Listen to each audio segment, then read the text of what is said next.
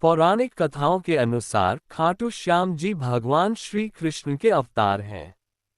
राजस्थान में प्रभु का भव्य और प्रसिद्ध मंदिर है। लाखों की तादाद में भक्तजन प्रभु के दर्शन करने आते हैं। खाटू श्याम जी का संबंध महाभारत के समय से माना जाता है। इसलिए आइए जानते हैं खाटू श्याम जी की कहानी और उनसे जुड़े कुछ दिलचस्प रहस्य। भगवान श्री कृष्ण के कलियुगी अवतार माने जाते हैं।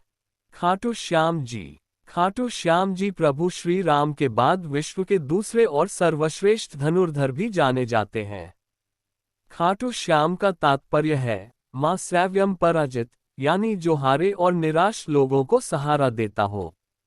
पांडव पुत्र भीम के पुत्र घटोत्कच के बेटे थे खाटू श्याम। उनका नाम बर्बरीक था। कार्तिक शुक्ल की देवउठनी एकादशी के दिन ही खाटू श्याम बाबा का जन्म दिवस मनाया जाता है। खाटू श्याम जी शीश दानी के नाम से भी जाने जाते हैं। श्री कृष्ण को अपना शीश दान में देने की वजह से इन्हें शीश दानी के नाम से जाना जाता है। वहीं प्रभु को मूर्छिधारी भी कहा जाता है। महाभारत के दौरान भगवान श्री कृष्ण द्वारा बर्बरीक को कलियुग में स्वयं के नाम से पूजे जाने का वरदान दिया था। आज खाटू श्याम जी के नाम से बर्बरीक की आराधना की जाती है। मान्यता अनुसार खाटू धाम में स्थित कुंड में खाटू श्याम जी प्रकट हुए और भगवान श्री कृष्ण के शालीग्राम के रूप में भक्तों को दर्शन देते हैं। हर साल फाल्गुन महीने की शुक्ल षष्ठी से लेकर 12 तक खाटू श्याम बाबा के मंदिर में भव्य मेला लगाया जाता है, जिसे कई लोग ग्यारस मेला के नाम से भी जानते हैं।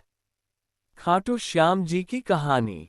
वनवास के दौरान जब पांडव अपनी जान बचाते हुए भटक रहे थे, तब भीम का सामना हिडिंबा से हुआ।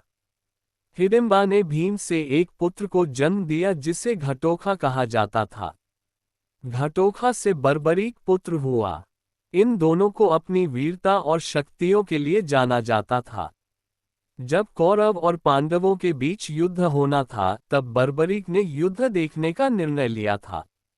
भगवान श्री कृष्ण ने जब उनसे पूछा वो युद्ध में किसकी तरह है, तो उन्होंने कहा था कि वो पक्ष हारेगा वो उसकी ओर से लड़ेंगे। भगवान श्री कृष्ण युद्ध का परिणाम जानते थे और उन्हें डर था कि कहीं पांडवों के लिए उल्टा न पड़ जाए। ऐसे में भगवान श्री कृष्ण ने बर्बरीक को रोकने के लिए दान की मांग की। दान में उन्होंने उनसे शीश मांग लिया। दान में बर्बरीक ने उनको शीश दे दिया, लेकिन आखिर तक उन्होंने युद्ध देखने की इच्छा जाहिर की। श्री कृष्ण ने इच्छा स्वीकार करते हुए उनका सिर युद्ध वाली जगह पर एक पहाड़ी पर रख दिया। युद्ध के बाद पांडव लड़ने लगे कि युद्ध की जीत का श्रेय किसे जाता है।